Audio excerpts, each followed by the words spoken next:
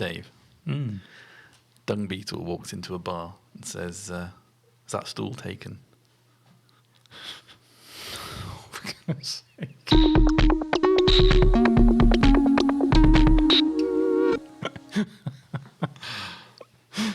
Takes a little minute, that one, doesn't it? It does. It did take me a moment to pick up on it. Erin, you didn't enjoy that joke. I'm not supporting that. I'm not supporting that joke. No. Don't like jokes about stools. No. Okay, that's entirely understandable. I found it quite moving. Just going to say that. Welcome everybody to the Constant Geekery podcast, and our topic today. We thought with WWDC coming up and it being 2 years since Apple initially announced that they were going to transition to Apple Silicon, it'd be a good time to maybe talk about that a little bit. So if you want to jump straight to that, you can use the chapter markers in the description. But before we get there, I just want to say your second appearance on the podcast, Tom. Thank you. Yeah. Very nice, because Pete has very rudely gone away. In fact, as we speak, he'll be about 40,000 feet high up, heading somewhere. I'm not going to say where, because Pete's convinced that he'll get mobbed if we... Yeah, but Pete's also convinced he's got luxuriant hair, which I think is a stretching the expression luxuriant. I would also agree with that, and mainly because Pete isn't here, and therefore I am well outside of striking distance. But if Pete's hair was an army, then it would be in full retreat. It's that brainiac forehead that just keeps getting bigger. It does. It's just I can't talk. Look at the state of this. It's ridiculous. It just keeps disappearing. I'm back to troll you with my hair, as your hilarious commentator said. Oh, yes. Hopefully I'll say a few things as well this week. Thank you. You do have quite luxuriant hair, Tom. And Erin, you also have hair. I have a lot of hair. Yeah. Fringe is recovering nicely. It was fine, and it's still fine. Thank you very much. Okay. I see you've straightened your hair today. I have. Not for any particular reason. No, of course not. No. I just really like it straight. Mm-hmm. So now, Tom, I do feel that we owe you a little apology, because last time you came on the podcast, we made a comparison between you and Michael McIntyre, and that was really unfair of us, because there is another celebrity that you look quite like. Oh no! That was somebody informed me about, and when I saw the pictures, I was like, oh yeah. Is this a Korean actor by any chance? Because I've had that. It's not, okay. But thank you for that material for the next time you're on the podcast. I think it's my droopy eyes that does it. What I would like you to do, if you don't mind, Tom, is just look to the camera and maybe read a few words from this sheet of paper here. I'll just pass that over to you. A full commitment's what I'm thinking of. You wouldn't get this from any other guy. I just want to tell you how I'm feeling. Got to make you understand. Never going to give you advice. See where we're going. Rick Astley. Rick Astley, apparently so. You're Rick rolling me. Somebody pointed that out to me, and I don't want to get that one. I don't want to get that someone into trouble, so I won't tell you who it was. So you There's can going to be a thumbnail up now, isn't there, alongside me of Rick Astley? You'll probably make the thumbnail. We'll probably just have Rick Astley on the thumbnail. So thank you for that suggestion, Jordan. Oh, sorry, I wasn't gonna drop him in it. Never mind. Have we got any news this week? Do you remember last time you were on the podcast and Elon Musk was talking about buying Twitter? And then last week, Pete and I discussed about how Elon Musk is possibly not buying Twitter. Yes. And it turns out that Elon Musk still hasn't bought Twitter. Yeah. What do we think about this?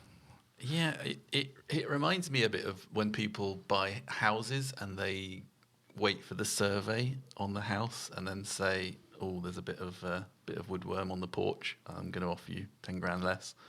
Got you, yeah. It's a little bit like that, isn't it? It is a bit. So, I mean, the basic gist of this, are you familiar with this story, Erin? Vaguely. So, Twitter has to make big filings with the SEC in America, is that right? Securities and Exchange Commission. I'm obviously not American, as you can probably tell from my accent. And one of the things that they say in those filings is that bot or spam accounts are less than 5% of their total user base. Yeah. So Elon Musk says, prove it. And Twitter says, no. So Elon Musk says, well, I'm not buying it yet. After a discount. He's talking about 25%, isn't he? Is he? Yeah. I didn't even know he was asking for a discount. Yeah. So he's actually He's trying it on, right? I mean, it's amazing negotiation, really, and doing it all in public. He's kind of calling their bluff a little bit. It is, but there's that thing called buyer's remorse, where you buy something and then you think afterwards, should I really have bought that? I find it typically manifests itself after you've bought the M1 iPad Pro in its top spec. But I wonder whether Elon's got a little bit of buyer's remorse after the excitement of being the big player, offering the huge amount of money for the Twitters.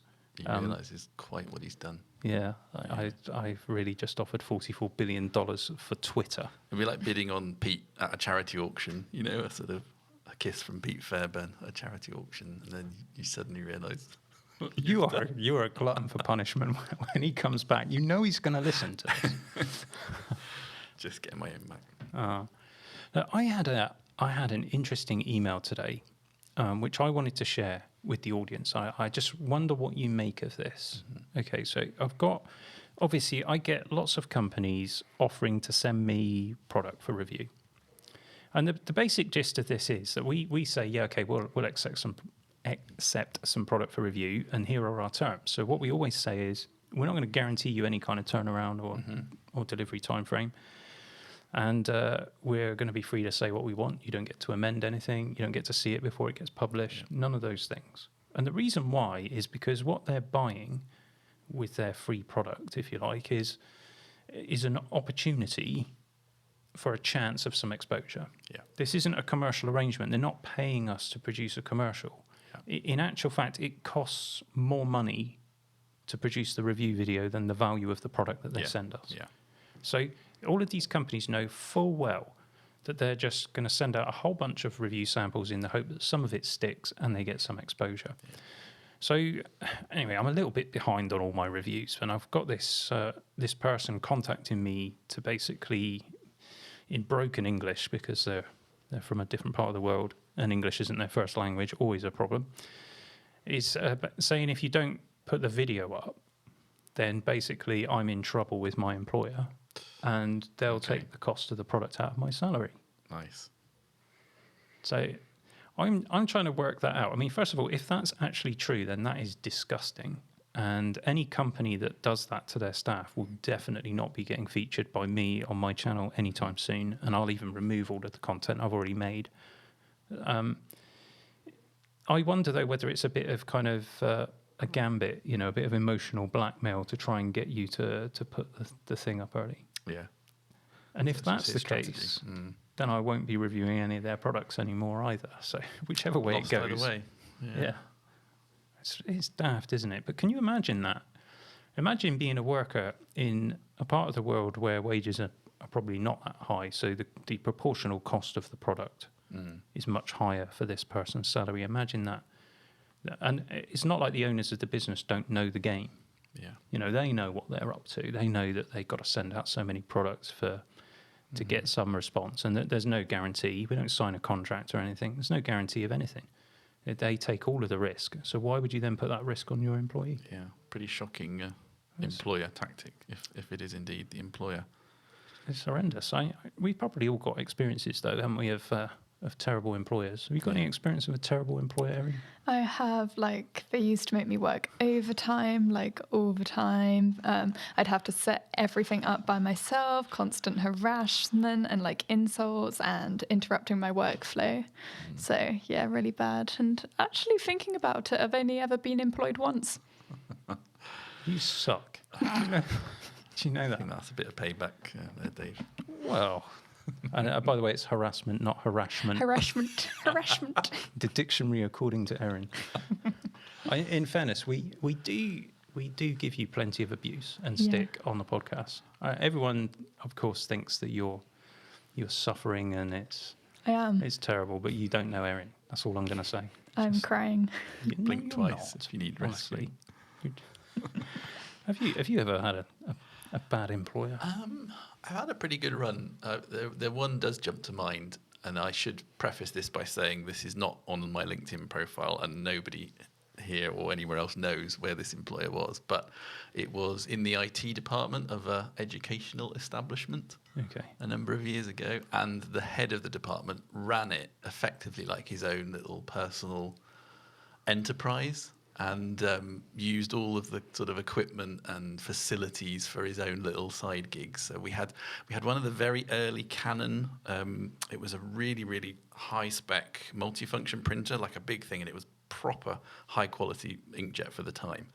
And he just used hundreds of pounds worth of ink printing off, posters for his friends and his friends' bands and his home, and then they would run up huge bills on the bulletin board. Do you remember bulletin boards back before the internet? Oh, back in the old days. Yeah, and downloading things that were definitely not for the department. And I think that the low point was when they started. They realised just how good the £10 notes copied.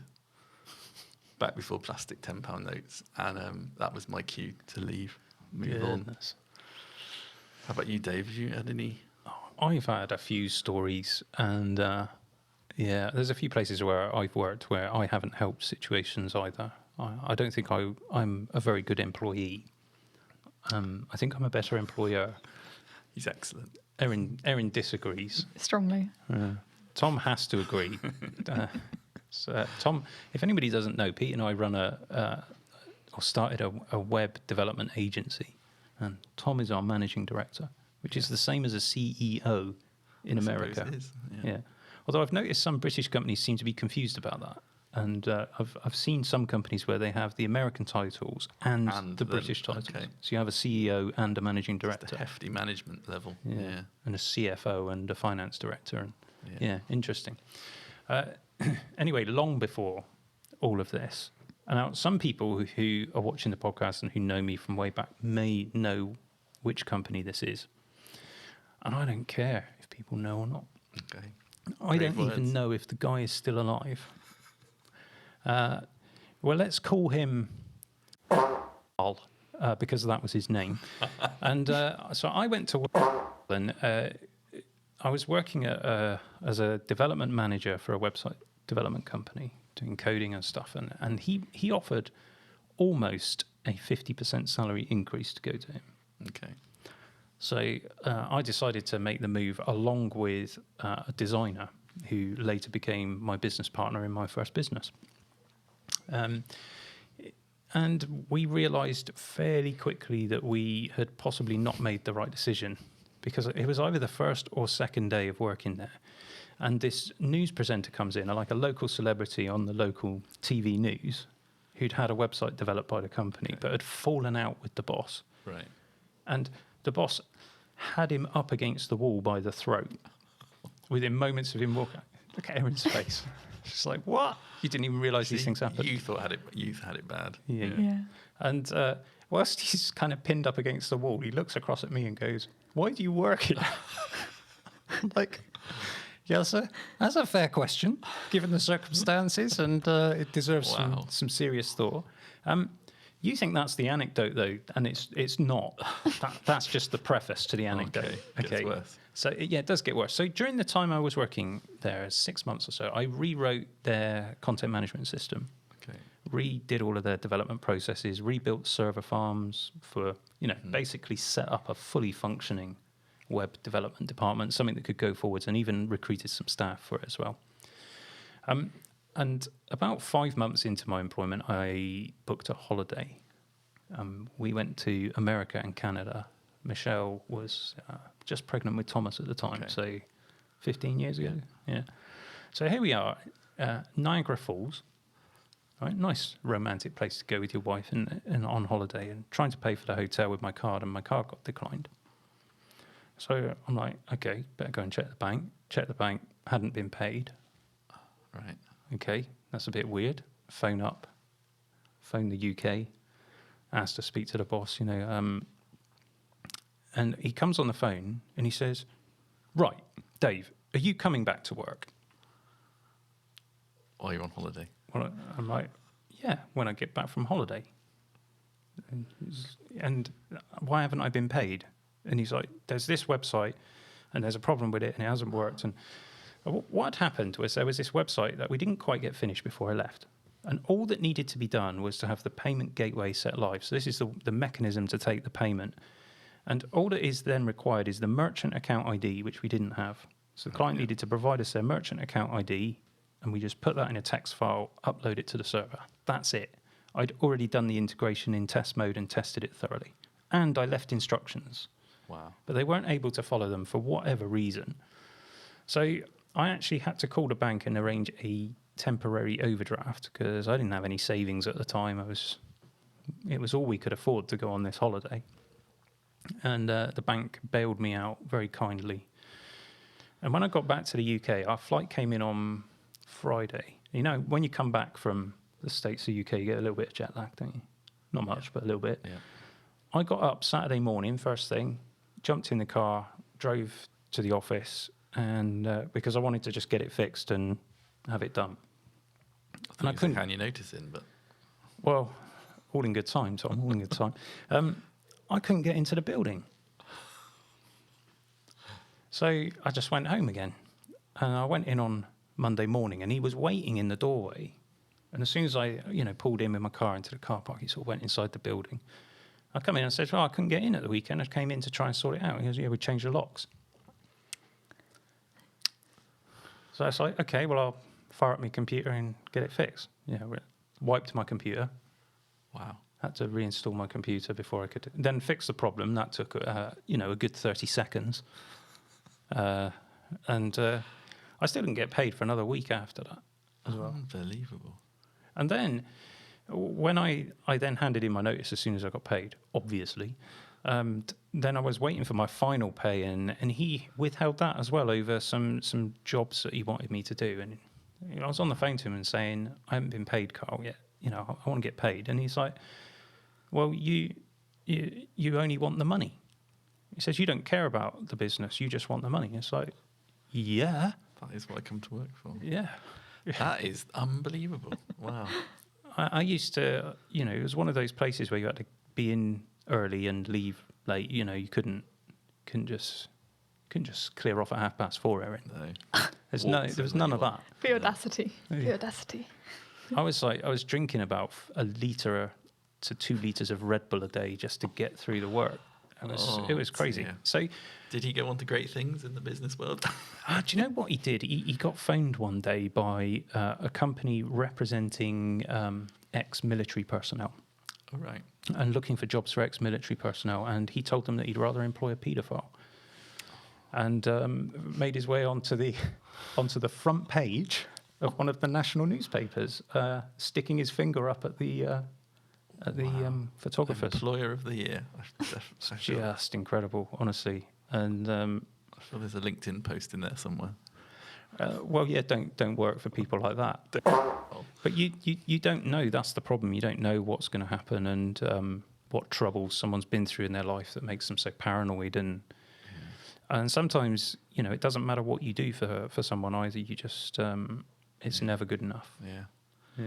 But I'm sure you learn from these things, don't you? I mean, one thing I know about Dave is he takes payroll extremely seriously. It's the most important thing in the month to get right and get it done or get it done early. So I do like being paid. Yeah, and That's good. you make sure everyone else is too. So Well, do you know what? We've never paid anybody. Yeah. So how long's our business been going? just over 10 years. Yeah, it is, isn't it? So we never paid anyone late. Yeah. No staff and suppliers as well. Occasionally you get problems where they've sent the invoice to the wrong place or something, so we don't know about it. But we never pay anyone late. My dad once said to me, you don't mess a man around with his money, and the worker deserves his wages. And I just remember those things, and they've stuck with me. And the thing is, right? Businesses do have reputations, don't they? You might think you can get away with it, but you can't. No, you can't. I mean, Erin, if we paid you late 1 month, right? Let's say we paid you a week late. What would be how would you be feeling the following month when it came up to payday? What would be going through your mind? Oh, I hope I get paid on time this time. Right. And so the moment that you miss, you've just Lost trust. You've lost the trust. And when you're in a business like ours, where the product that we sell is the labour that our staff do, then that's a bad thing, isn't it? Yeah. So there we go. That's taken us a jolly long time to talk about, but perhaps we should talk about Apple Silicon. Yeah. And of course, by that we mean Apple Silicon for Mac, because Apple Silicon's been around a while, I guess. Is it the A4? That was the first one, wasn't it? I think in the iPhone 4. It's the first system on chip they did. Yes, although I think that wasn't an Apple. I didn't think Apple did their own thing until about the A8 or something. Oh, you see, I did a little bit of reading for this. I know that's not really. Oh, okay. Not really No, you're I think probably A4 right. Then. was the first Apple designed system on chip. It Right. was the first one done by, I've forgotten his name, their head of technology. Johnny. It's Johnny something. Yes. And prior to that, it was Samsung chips for the Right, okay. first 3 generations of the iPhone. it's a long time, isn't Yeah, it? 12 years. And over that period of time, Apple hired in specialists from silicon manufacturing. Mm. They bought Anobit. Was that 2012, 2013? So SSD Okay. experts. As Apple really pioneered SSDs in consumer machines. I'm struggling to think of anyone who did it before Apple in a big way. Mm. You know, Apple didn't invent SSD or anything like that. You know, but they were the first to start pushing it out in everyday consumer machines. Yeah, and removing it as an option, really. Removing spinning disks as an option in notebooks. You had the dreaded Fusion drives, didn't you? But Everyone hates those. I don't think they were that bad. It depends what you were doing with them. You know, Right. if you were trying to do professional work with it, then it could be a Yeah. problem. I suppose the ones that had a large enough cache drive were better, weren't they? Yeah. Yeah, I think we've got a few iMacs here with Fusion drives in, but I think they've got 128 gig of SSD. Okay, yeah, So more than enough. yeah. Although if you're doing like a video render or something, it will get to a point. Chunter. Yeah. So all of that, and what was the piece of Apple Silicon that started you thinking about this is getting really good? You know, do you remember a particular device that made you stop and think this is starting to be much faster than a phone has any right to be, or whatever? Yeah, I think for me it was the iPad Pro, the 10.5. So I don't know what generation that was, 10.5 inch, but Right. that was really fast. Possibly an A9 in that one. Yeah. I'm thinking Okay. maybe. Yeah. And I had at the time I had a MacBook Air, and it just everything was snappier and faster. Even intensive things like video rendering was just rendering better on the iPad. Interesting. And well, I had the exact same experience with the. I think for me it was really the iPad Pro, the 12.9. Would it be the second generation with the A12X in it? Okay. That was the one that really, because you're using it, and at the time, I can't remember why I was using this, but I had an Intel MacBook Air dual core i5 that I was using as my main daily driver. I don't know why. I guess, I don't know why. but I was probably making do for a while whilst others had. Cascade our machines a bit, Yeah. don't we? And I just remember thinking, this iPad is way quicker than my laptop. Yeah. So I actually went and tested it, and it was way quicker than my laptop Yeah. in all of the tests, benchmarks and everything else. And I did a video around about that time, which was prior to WWDC, its announcement, which was, saying looking forward to the ARM laptops. There's no great secret that Apple were going to do it. Yeah. They were obviously going that way. Everyone was expecting it, but I don't think anyone expected the announcement in 2020 at WWDC. No, in a world of Apple leaks, that did seem to come. As you say, they were talking about it. You talked about it in your video, but for it to come that fully formed and that quickly, I think caught a lot of people out. It certainly caught me out. I just, I wasn't expecting that at all. No. And of course, then they did you had the developer transition kit, and that had the A12Z or Z, depending on your. Oh, in a Mac Mini. Yeah. Yeah. And of course, that generation of. It was an iPad chip. It wasn't a Mac chip, so it couldn't do everything. You couldn't do virtualization on it and other things. But it was enough for the guys who were doing the development to test their stuff. Yeah. And it was. I guess it was easier than most people might give it credit for, because iPadOS or iOS is built on the same underpinnings as macOS. Yeah. Yeah, and you see, I didn't realise that they were that closely related. I do remember for years, though, people were talking, when the iPad was getting so good, people would talk about, is this the end of Mac? Are we just going to, is Mac OS going to die a death? There was the time that was discussed, But that's not the way they've gone. No, and even Apple seemed to be pushing that for a while, didn't they? Didn't they have the marketing line? Correct me if I'm wrong in the comments, folks. Your next computer is not a computer. Yeah, something like that, wasn't Something it? like that, yeah. Incidentally, if you can hear any sort of hard drives chirping in the background, that is Ralph. Basically, it's a NAS drive that I forgot to switch off before the podcast, but everything in this office Is on Ralph. gets named by Erin. Yeah. So Is Margaret still going?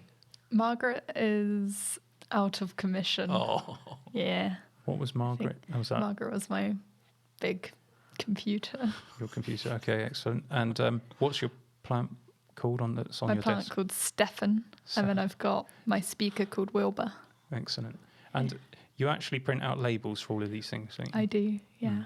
What have you put on the side of your new headphones, by the way? It says Erin's HP headphones. Excellent. That's good. Yeah. I've got a nice discreet sticker on mine somewhere. And you're wearing Pete's, so you can Should have sanitised them. scrub your ears with a piece of sandpaper later. Yet again, another pair of headphones for Erin. We finally just bought you where some. are the Cos? Cos, Yeah.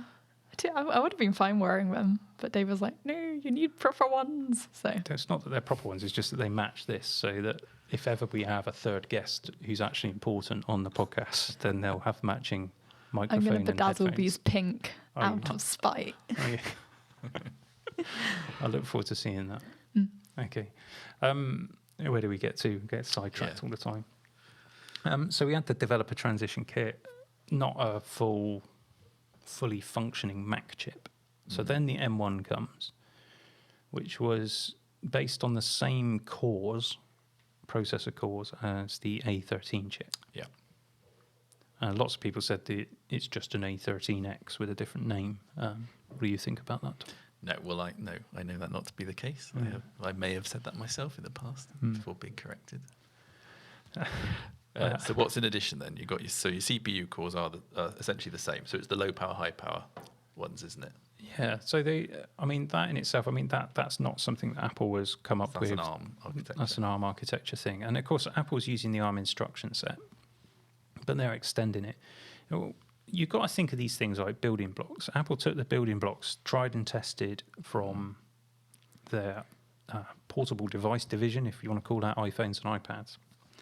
And then they added the Mac-specific stuff, and things like the unified memory and the memory bandwidth, the secure enclave, the media engines, other things that are kind of specific to that particular chip. So they took those building blocks and built a chip specifically for the Mac.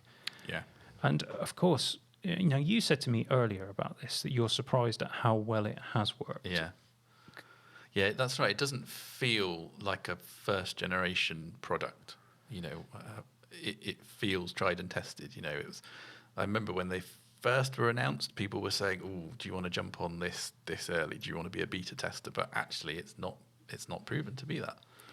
No, we've been really surprised in all our testing. I mean, I have found things that don't work, and I have found bugs and niggles, but overall, it's really good. It's really good. Yeah, so, and that's proof of the years of the mobile chip division, isn't it? But where you find the bugs and the issues are the other things, the things that have been added. On, right? Yeah, because those are not tried and tested. Yeah. So, for example, I/O, which was never a massive consideration, of course, for an iPad with a Lightning port. Lightning port, yeah. USB 2 speeds. Yeah. And that's frustrating, isn't it? They're still doing that with the iPhone. 4K ProRes camera, and you can export it at USB 2 speeds. Just given up. It's very pro, the USB 2. It's actually faster. I did a test. It's actually faster to airdrop it than it is over the cable. You're kidding? No. Really? Yeah. That's terrible. So really useful function useful, then for professional That's cinematographers. right. Make your next film on it. Mhm. We should tone down the sarcasm. We are going to test that out, actually. I've got a company has sent us a couple of bits and pieces for helping videos with iPhones. We are going to take Pete's phone out and try and do some professional cinematography with the Apple. We'll see what happens. I think I've got a fair idea of how it's going to go, but we'll reserve judgment. So, of course, putting the Apple Silicon then into a Mac, they need to have Thunderbolt. Apple's been pushing Thunderbolt with Intel right from the early days. So whatever they did had to support Thunderbolt. And yet, the M1 is USB 4. Yeah. It's not a certified Thunderbolt. Yeah, interesting. So it has a USB 4 controller. Now, actually, the Thunderbolt, obviously that includes Thunderbolt 3 support. And for the most part, that works seamlessly. If you're using an external Thunderbolt drive, I've tested this and it runs at the speed you'd expect. Yeah.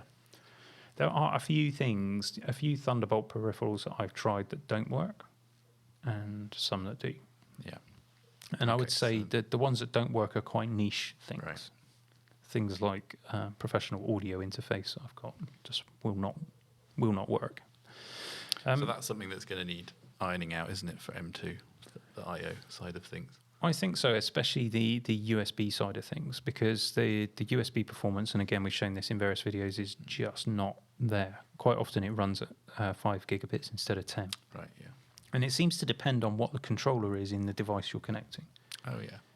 Didn't you say you used a hub and it worked better? Yeah.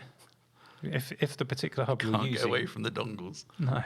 It's the dongle life in it. That's Apple. They did make it better, of course, with the Pro and the Max and the Ultras, because those have a Thunderbolt 4 controller on board. Okay. Yeah. And the USB performance has improved. Right.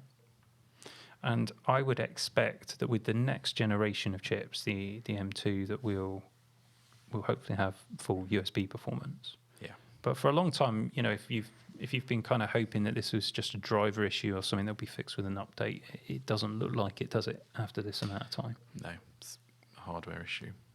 But I would say that that's a relatively niche problem. Like thinking about the agency here, how we use them. We've not had... I was talking to our sysadmin earlier today. And, not had issues, really, with the M1 Max rolling them out. People who... so thinking about, for example, our project managers, our admin staff, it's just been a seamless transition. What they find is they can just do everything better. Yeah. If they're sharing an Excel sheet while on a Teams call, it just never falls over, even with just the 8 gig of RAM. Well, it's night and day, isn't it? Because our standard issue machine for a project manager, for example, would have been a MacBook Air. Yeah. And they have had the MacBook Air with the i5 in, and replacing that with the bog standard M1 8 gig MacBook Air is night and day. Yeah. Yeah. Yeah. So. And then even our developers, we were nervous, weren't we? I think we held off for quite a while before we started migrating developers onto them, but they've not really had issues either. No, I think there's a couple of cases. I mean, if they need to run a virtual machine with x86, but again, we've got so many servers that we can do that on. It's not a problem. Yeah. So they've. I mean, for a while we let them have their Intel machines alongside but we took those back in the end because they weren't using them. Yeah. So that's proof positive that it actually works. I think that what it is Apple. It is the cost of early adoption. Apple were probably forced into this a bit sooner than they expected. That would be my take on it. Things weren't going particularly well with Intel. Intel was way behind on their new fabrication process, and Apple was struggling. You had weren't the chips delaying the launch of MacBooks? Yeah. And you also had the overheating problem. That's right. So the laptop Aaron's got over there has got the i7 6-core in, and generally it's okay, but the one with the i9 in does seem to struggle. And the 15-inch with the i9, well, we've had one of those that melted, and so it's and even that last, it felt almost like all their energy was going into the M1s, because that last generation, it's only anecdotal, but we've not had great experience with the MacBook Pros, with all the T2 chip ones, the touch bar ones. We've had nothing but trouble with them. We have had, after years of very little problem with Apple devices, those ones certainly have been problematic. And that's been quite frustrating. Although, generally speaking, Apple have been pretty good in getting it fixed, and it hasn't cost the earth, but still not great. So I see why Apple did it, with the knowledge that, of course, early adopters were going to pay the price for that. Fortunately for them, they worked out all the kinks on the processor cores and the main stuff that they'd done in all the mobile devices. So it's just those additional bits and pieces. But of course, the M1 machines were all, apart from the one with the 13-inch MacBook Pro, which isn't really a MacBook Pro, I would argue, are all really consumer-focused. And a consumer is less likely to be needing a heavy external drive workflow or some niche audio interface, that kind of thing. So I think the problem actually came when people got these machines, and they're so good. And you think about, it's difficult to imagine almost now 2 years later, because Intel and AMD have really stepped up. But at the time, you have a sub £1,000 MacBook Air outperforming, I don't know, a $6,000 MacBook Pro Intel at the time when they came out. It's just astonishing. Not in everything, obviously, but in some things it was better. And then I think the YouTube Tech Media and probably didn't help situations by telling everyone, well, no one needs more than an M1. Go and get an M1 for all your... Go and run your server farms off an M1, It didn't, so I think a lot of people bought into M1 when really they probably wanted to wait for M1 Pro.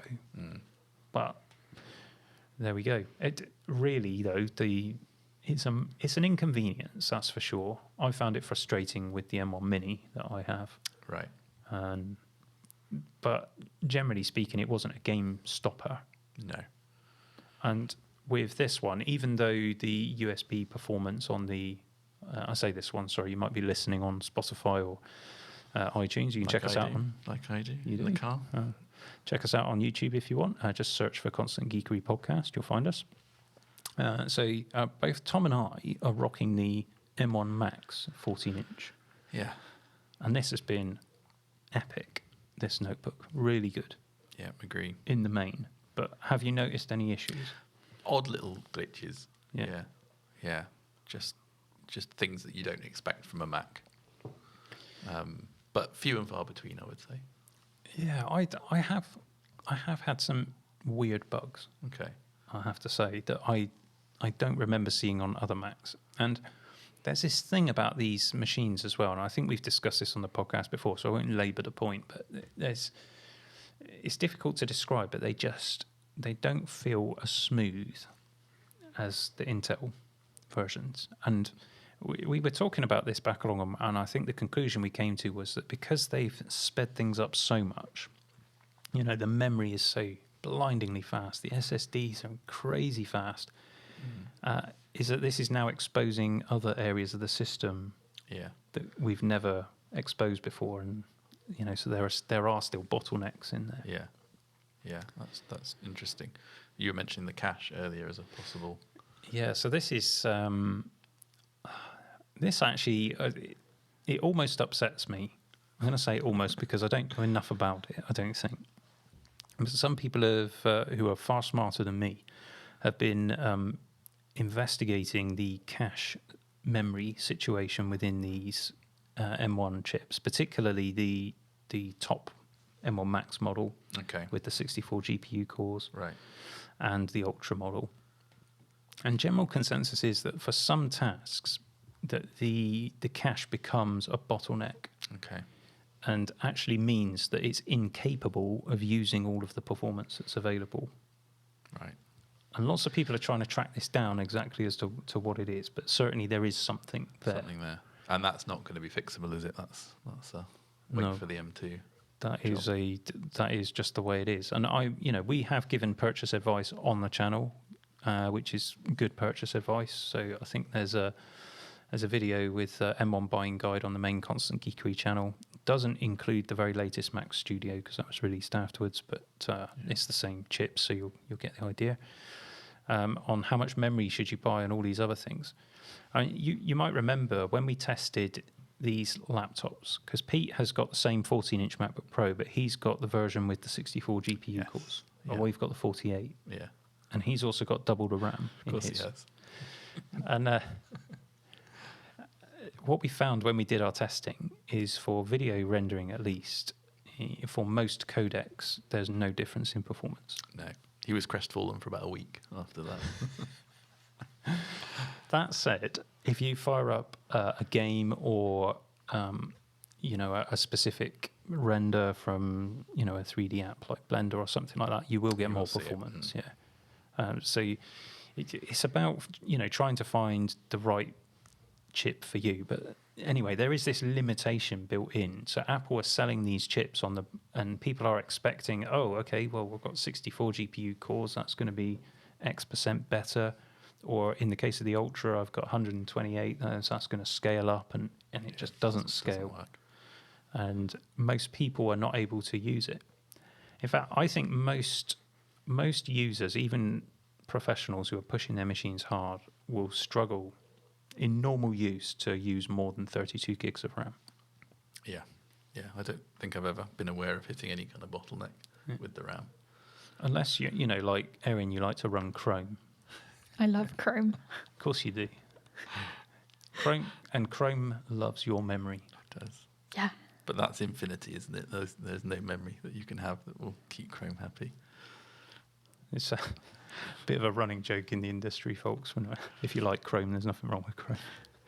Some people, they like to have lots of tabs open, though, don't they? Yeah, I'm one of those.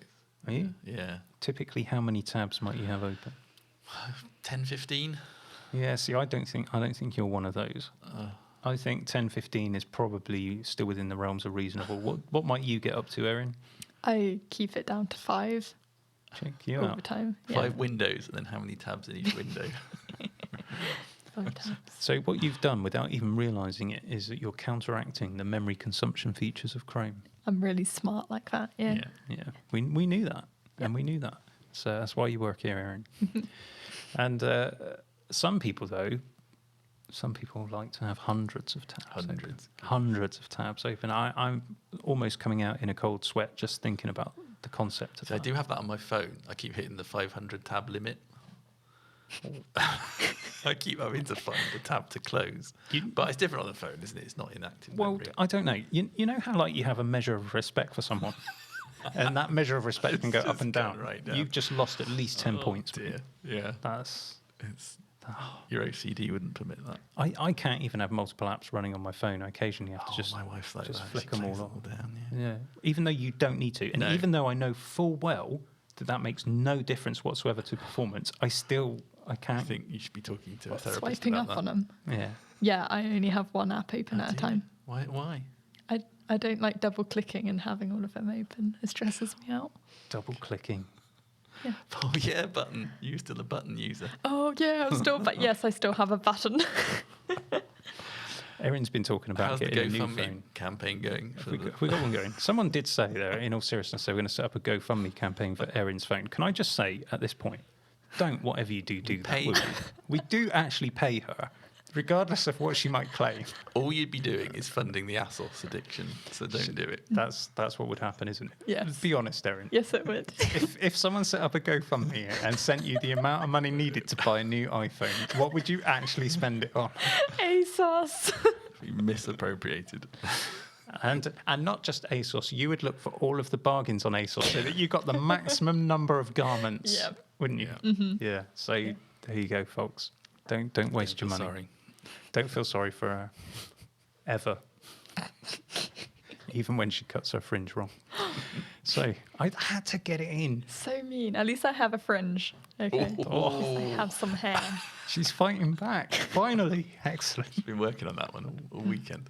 I'm actually quite sensitive about my hair loss. Good. I might submit a bullying at work. We can bottle Playing your with Tom. tears. I'll file that in my cylindrical. Excellent. I've asked for all of this. Marvellous. So getting back to Apple Back to Silicon, M1, yeah. I think it's been a hugely successful thing for Apple, Yeah. without a shadow of doubt. And even through a very difficult time with sourcing of components and and silicon shortage and all that. Well, in a way, it's probably helped them ride it out because they've put it was in the iPad, wasn't it? And now they've put it in the iPad Air. So they're using it across a lot of devices, quite a unified. And then even, I mean, one thing we've not talked about, which I appreciate, is the ability to run iOS apps on macOS now. And if you might not use it, it might not be a big thing, but if you do have an app that you really want to use on macOS and the developer allows that, it is quite special. Yeah, so we should just make that clear that it's not every app. But iPad apps, the developer can specify and then it can run on macOS. So I know a particular app that we use that's available for Windows but not for macOS. Yeah. But there is an iPad version. So that now means we can have that on the Mac and we don't have to run Boot Camp or a virtual box. And even that's tricky these days now because of Windows. It has to be the ARM version of Windows, doesn't it? Yeah, so that's a great thing. And I think I would say it's really good value for money as well. The M, particularly the Air, it's just for us as our business, it's just a no-brainer purchase. It's an M1 Air for under £1,000. It's great because our challenge when we're buying computers for staff, because not everyone will, they might say, well, £1,000, that's a huge amount of money. So we totally recognise that. And not everybody has that money to splash around. But from a business perspective, we analyse the cost in a different way. And, of course, we get all the tax perks as well that go with it, which makes it cheaper. But for us, if we invest, if you've got a member of staff and let's say they're not developers or designers, they don't need the top-end spec, they just need a nice computer to do their day-to-day work on. We could furnish them with £400 Dell laptops. Yeah. But they'd be the kind of laptops that the ones I mean where they kind of creak. Yeah. And creaky plastic. Because it's got to be made to a cost. There may be nothing wrong with that, but if you then, on the other hand, buy the MacBook Air, it tells the member of staff that they're important because they get something of quality that makes them feel special. And these are our tools. Yeah. I always think like the mechanic, you go to take your car to the mechanics, he's not got a set of cheap tools that he picked up off the counter on special in Little Lidl. Parkside. Yeah. Love Parkside. Parkside. That's what they're called, isn't it? Is it? Yeah. I don't know. My wife does the shopping, so My shed's full of Parkside tools. Is it? Yeah. So, but that doesn't happen. Your mechanic, you go in there and they've got a case of Snap-on or similar, and the rep comes round. There's a tool rep that comes around and they buy them, don't they, and pay weekly or monthly or whatever. And over the years they build up their tool chest. And it's the same here. It's at Erin, you don't have to pay for your own computer. Woo. Good. Which is good because if you did have to pay for your own computer, then would you I wouldn't actually have a have one? computer. Something No. you found in Oxfam. It would be, wouldn't it? You probably would too, wouldn't you? Yeah. You'd go and look in a charity shop before. Yeah. You just love the bargains, don't you? I adore a bargain. They make me so happy. I love it. So, MacBook Air, what a no-brainer and what a fantastic machine. From a business perspective, it makes absolute sense to buy those things. And even when you get to the point where you're looking to change it, because it's Apple, it will have held its value and it will still be worth something at the end. So it's given us a useful life within the business, and then that enables us then to pass those on to worthy causes or do other things with, and that's always nice as well. So, I think the M1 MacBook Air is possibly the best notebook computer of the last 2 decades by any measure. If it's not just about performance, is it? No. So, Battery life. I mean, I was talking to one of our project managers. And they just do a full day's work. Don't have to even worry about having the charger. It's, which you can also do with these. Yeah, I've been underwhelmed a little bit with the battery life on these, but that's understandable. It's the Max processor, and So I mean, the M1 is the best. Obviously, the M1 Pro, then the M1 Max, obviously uses more juice. If you're not doing anything too strenuous, though, on any of these machines, they'll use the efficiency cores. They're not going to use a lot of battery, so you can get a whole day's work out of one of these, no problem. Yeah. Unless you're planning to do a load of video rendering, and then obviously you can. No. Clearly a power user. That's what it is. But honestly, great, really good machines that have completely changed the market as well. So this is the last thing we just want to talk about. With Apple doing this, they turned everything upside down. I mean, Intel actually looked frightened with the marketing they were putting out. That's right. The sort of ads against.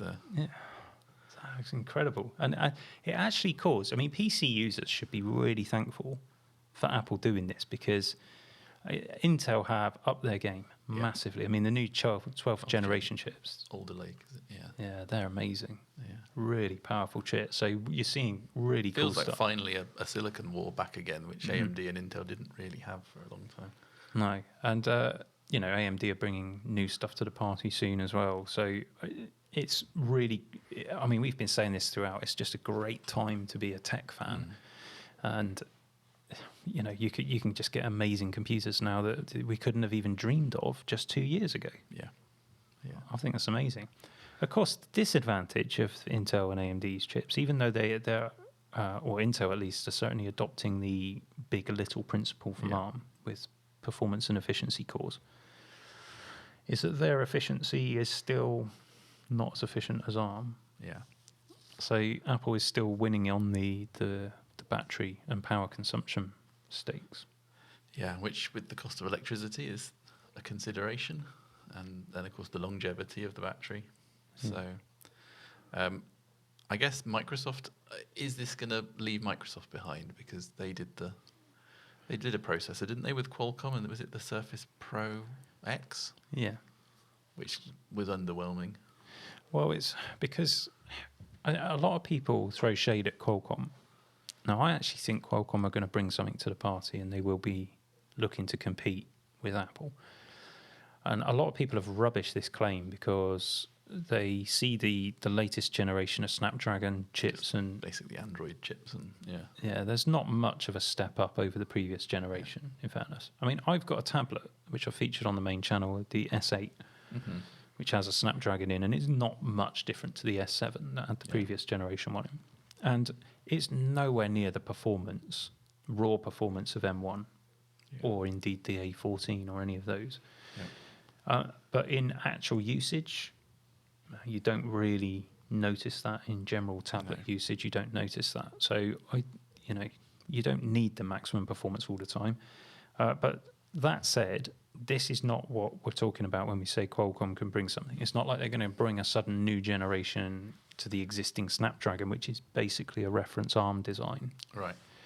They bought the Nuvia, and again, we said this on the podcast before, so you can do your Googling if you like. So they have got a team of ex-Apple engineers and other people who are very capable of building some competing silicon based on the ARM instruction set. Right.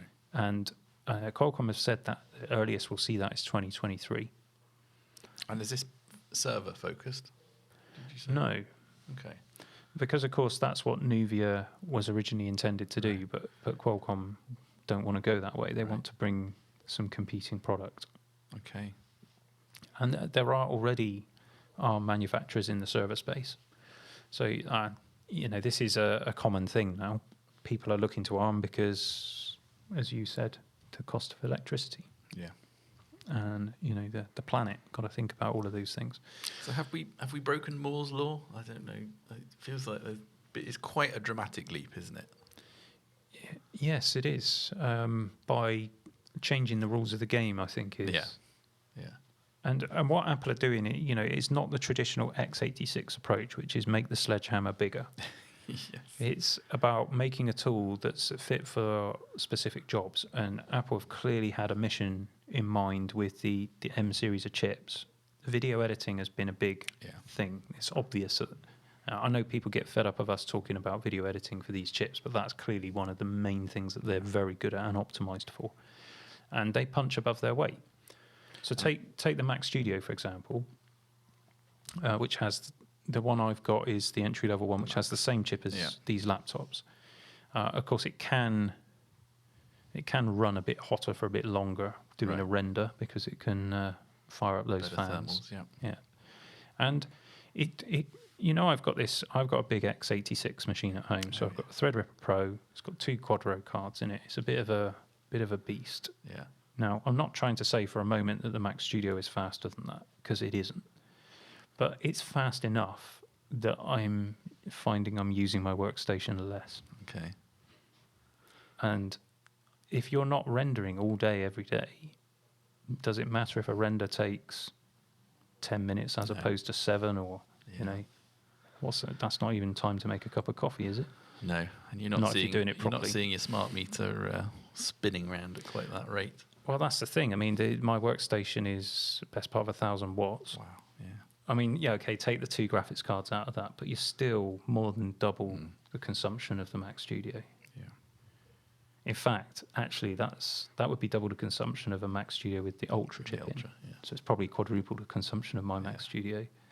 And that really just does get you thinking. Now, there are other things where the workstation would absolutely destroy the Mac Studio. Yeah. And I do mean this, and indeed any M chip.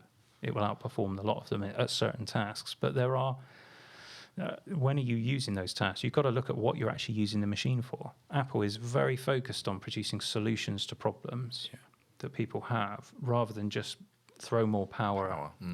Well, and I suppose a big part of the success is the tight integration of Mac OS, isn't it? That very low level operating system with the chip.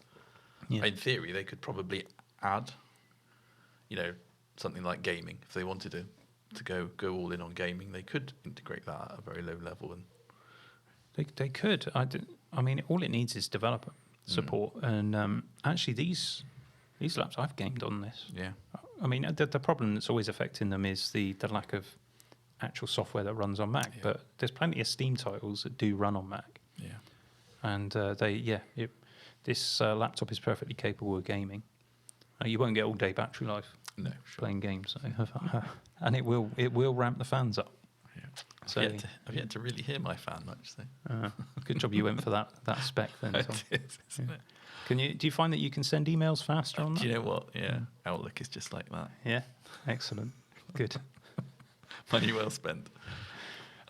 So when we think about the competition, there's lots of cool stuff coming in the x86 arena. I'm quietly confident that Qualcomm might. I mean, I don't expect it's going to be an Apple beta from the get-go, but I think it will be good. There is ARM on Windows on ARM. Yeah, That would be a better way of saying Yeah. it, rather than ARM on Windows, which is something completely That would be different. odd. That's just a window cleaner's nightmare. That's got nothing to do with tech. So You looking forward to exciting June 6th times. then? I don't know what to expect. I haven't done any prediction videos or anything this time because I'll probably just be wrong. I suspect we might do a show, maybe a live show. We'll see. Possibly not. I mean, WWDC is a software conference. That doesn't mean there won't be hardware release, though. Yeah. So it's possible that they could talk about M2, but I can't see M2 being released before the M1 machines are finished. No. And I personally believe, as I've said before, that the Mac Pro will have some form of M1. Yeah. Ultra Duo. That's my money's on that. Yeah. And I suspect they'll sell it alongside the Intel version until the M2 Mac Pro comes out. Yeah. Just my thoughts, because people need the Intel Mac Pro. Just quickly, because I know time's getting on, but Neil Parfit released a new video this week. Neil is a composer. He creates scores for films and TV and that sort of thing. And he posted a series of videos when he replaced 2 trash can Mac Pros with a rack-mounted Mac Pro cheese grater, the new cheese grater, quite an expensive one. And he just recently has had the experience of trying to set up a Mac Studio to work as a professional audio production machine. Now, it's got the performance to do that, but what it lacks is the ability to connect to different things. It wasn't very stable. They had issues transferring files from one place to the other. Right. And It's it not just... quite mature enough. Yeah, and wasn't as easy to work with as their machines. And they bought the top model, the fully loaded, top-of-the-range thing, and it's going back to Apple. And he just made the comment, he doesn't have any of those issues with his rack-mounted Mac Pro. It works, it does the job, and so for that reason, he's going to keep using it. Who cares if there's a machine that is technically able to make a particular type of calculation happen faster? Yeah. If it's totally irrelevant to your workflow, then it doesn't matter. No. So we might see it around for a while yet. Then the Intel Mac Pro. Possibly, and it also is extending the market for the trash can Mac Pro. And I've noticed there's been a sort of uptick in people viewing my old trash can Mac Pro content on YouTube. And I looked at the prices recently, and these things have come down in price. So people are picking them up, and they still represent great computers for a lot of people. Good time to buy. I've actually sort of semi-tempted to buy another one and upgrade it because it was good fun. But we'll see. I feel Your like... wife doesn't watch the channel, does she? Well, no, she hears enough of my voice. She doesn't need to listen to the podcast. Erin, stop grinning over there. Honestly. I think it's time. It's that time of the programme where we should cover off some rumours. And that does mean the jingle. Constant geekery, you already know the name. Turn the volume up, this is Tom. And Erin. and Dave. What rumours have you heard? Let us test the claim. Are they facts or are they lies? Let us play the game. Let's talk about the tech. Come and see what is up next. Good, that was a Now nice you jingle. tuned Erin, in to what the are our Rumour Mill. rumours this week? Okay. For those who are new to this, we have some rumours each week and we grade them on a traffic-like system. So come on, Erin, fire Okay. them at us. Okay. First rumor is basically there was a patent that got leaked on the internet, and it's of a new iPad keyboard, and people are saying that it's because the new iPad update is going to include a Mac OS like user experience. Okay. Okay. So there's a See, couple... I don't want to let myself think that this might be true because I've been disappointed so many times. See, you haven't admitted to this, but you are a fellow M1 I iPad am Pro a sufferer. owner. And we know And I that... lug that thing around with the keyboard on it. It's like, it feels heavier than this thing. And the balance point is wrong, isn't it? Yeah. You notice that? Yeah, absolutely. And with the previous iPad, which was lighter, Yeah. on that keyboard, it was the perfect Yep, balance, yep. but they didn't fix it for the iPad Pro, and it does topple. Yeah, it's Yeah. true. You've got to be very careful with that. And just not being able to properly multitask, etc., etc. The things we know. So this would be great. Yeah, I had. Well, Why not? You know, if we got the same similar related chipset, related architecture, similar base to the OS, why could you not do that? Well, it's been a huge frustration because, of course, the iPad OS cannot use some of the features that are on the M1 chip. So why is the M1 chip in the iPad? And, of course, that last year made us all think, there must be changes coming. And that's the wishful thinking, because I suspect it's in the iPad Pro because it's in production and because of all the other issues. Yeah. It's cheaper than making a Cheaper to specific use it. chip. Yeah. So you may as well just chuck an M1 in because it will work. And is the argument not that it would cannibalise Mac sales if they did this? Yeah, and I do feel that Apple likes selling stuff. Yeah, it So- seems to have worked well for them. It does, doesn't it? So I'd like to see something better. And I've seen various people, leaking, and I am going to just deploy the air quotes there because it's not a leak if it's just something someone thinks. And they think that we're going to see Mac OS on the iPad. I actually would like to see that. I know Pete wouldn't, Okay. and I think there are people on both sides. I think it would be nice to be able to dock your iPad and use Yeah. Mac OS. And the reason I say that is because my S8 tablet, the Samsung, you can of course dock it and flick it into DeX mode and use it like a PC, Yeah. with Windows and multitasking and everything else. And if they can do it with the Snapdragon chip that's supposedly so inferior, why can't Apple do it? Yeah. So I'd like to see something. So my heart wants to say green on that.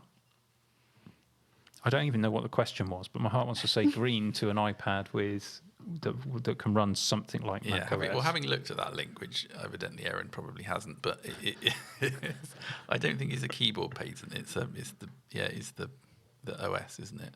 Right. Change. I think. Okay. I think. An So iPad I with- think that is. I'm going to go amber. Anything more than that would be, Wow. or orange, as Erin calls it.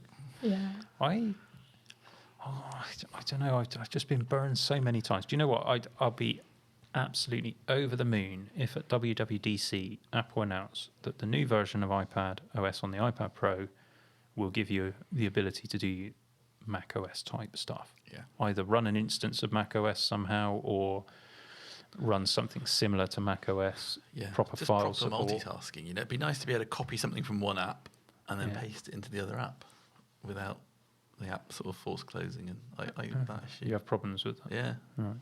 That's often more to do with the... having too many apps open. No, it's to do with trying to copy and paste on multiple devices. Right. Because I've noticed this issue as well. Maybe others have noticed this, but in the Files app on iPadOS, if you're on the same Wi-Fi network as your Mac, Yeah. if you're going to copy a file using the copy-paste technique Yeah. in the iPad app, when you copy the file, it immediately starts transferring it wirelessly to your Mac, so Right. that you can then paste it on your Maybe Mac, that's- and that then freezes the Files app. So there are stupid things like that Yeah. that drive me up the wall, and if you could fix all of that, then yeah, I'd be absolutely delighted. I'd be over the moon with that. However, I'm going to go red. Okay, that's probably realistic. Have you seen, just to go off tangent, have you seen the thing where you can use a multi-touch gesture to copy an image Yeah. and then paste it? Yeah. Like, so you take it from your phone, you can copy a photo and then paste it onto your iPad. Yeah, that gesture is copying. Yeah, But between devices. I mean, Yeah. that's just amazing. it's good. But you can't do it on your Mac. Can you? Can No, you do it on you your Mac? can't. I Can don't you think do so. it with the touch? I haven't tried it, but I Oh. don't think you could. You better try that. Tell us in the comments. Can you do that on your Mac? I should probably know. I did a video the other week about shortcuts for Mac. Okay, better watch that then. Anyway, Erin, Another rumour? Oh, yeah. What does Erin think? Orange. Orange, Yeah. excellent. That well-known term for the traffic light colour. Yeah. Okay. Do you have a good. driving license? I have a provisional driving okay. license. There you go. That's Say no more. Let's hope it stays that way, shall we? There's enough danger on the roads. Do we need Erin on the roads? Yes. I think we should set up a GoFundMe to stop Erin from getting her driving license. We'll give her ASOS vouchers for every month that she doesn't get it. Yeah, Yeah. that's a great idea. Well, That'd be good. ASOS, that's Yeah. its name. I've got another rumour Go on. for you Okay. guys. Apple now plans to release a new 27-inch display with mini LED backlighting in October instead of June. Okay. Yeah. Really? A 27? What size So is this the will Mac be Studio? This will be XDR Pro replacement, will it? I guess. I don't know. That's bigger though, isn't it? Isn't that 32? isn't it? Yeah. So isn't the Mac Studio screen a 27 It is, inch? but not mini LED, is it? Right. Okay. Yes, of course. Right. So what we're saying is there's a mini Pro XDR display coming. Yeah. Okay. And why do we think that, Erin? Why do I think that? Yeah. Where did you get the rumor from? I got it from macrumors.com, but it's from somebody called Young in a tweet. They work for Apple. It's display. I've just looked at the link. Display industry consultant Ross Young. I don't know who Ross Young is or what he knows about Apple, but he may well know something we don't. Who knows? It's a big display to be making with a mini LED, isn't it? It is, isn't it? That is not going to be cheap. Mm. Yeah. But then the Pro XDR display isn't cheap, is it? No. Isn't it 5 6 grand? grand, yeah. Yeah. And the existing studio display, which is 27 inch, is 1600, isn't it, or 1500? Mm. So if you then add mini LED and presumably 120 hertz variable refresh ProMotion, then you are definitely going to send the price higher than that. Where I would come back to is something we've spoken about before, and that is that in order to do 5K resolution, which is what I would assume it would be at 27 inches, with 120 hertz, requires more bandwidth without compression than Thunderbolt can carry. Right. With display stream compression, I think it would be possible, but would they still be able to put the ports on No. Yeah. the device? I think it's pushing it a little bit. I'm sure that Apple can do it and can come up with a solution for it. No doubt, even if it required 2 cables or something. But yeah, interesting. Who's it for? Who needs a 120 hertz display though? Because I'm pretty sure the Pro XDR is 60 hertz. Yeah. Yeah. So I'm sure Marcus Brownlee would like one. I'm sure he would, but once the novelty of seeing your mouse pointer move super smoothly across the screen has expired, when do you need? Apparently your eyes hurt, though, then, to go back to 60 hertz after that. Do they Apparently. though? Do they though? I don't know. I'm unconvinced about that. Yeah. I'm happy with 60 hertz. I don't know. I mean, I use a combination of those displays, and I to be honest, I don't really notice. You only notice in UI, I think, moving across the screen. Yeah. And if you're doing video editing, for example, coming back to that, but that's what Apple was targeting with this. If you're working on a video that's you're not usually going to be working at video at 120 frames per second, so that you need 120 FPS. No, not playback. No. So what actually is the rumor that we're grading here? It's been delayed, isn't it? Yeah.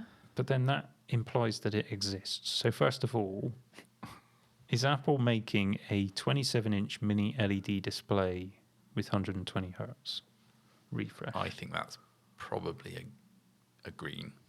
Really? Oh, Green. okay. Definitely a green. These guys know something I don't. I'm just going to go amber because I don't really know. I think if they do that, then they're just what's the word? They're capitulating to consumer pressure. Yeah, which they're not known to do. Yeah.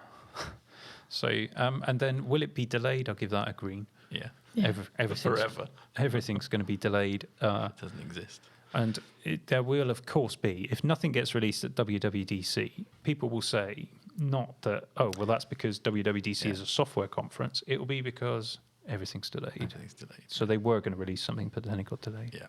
So anyone who did a leak saying such and such is definitely coming, well, total guesswork, let's get some clicks in, can then hide They're behind not the wrong, whole... They're just Yeah, early. that's it.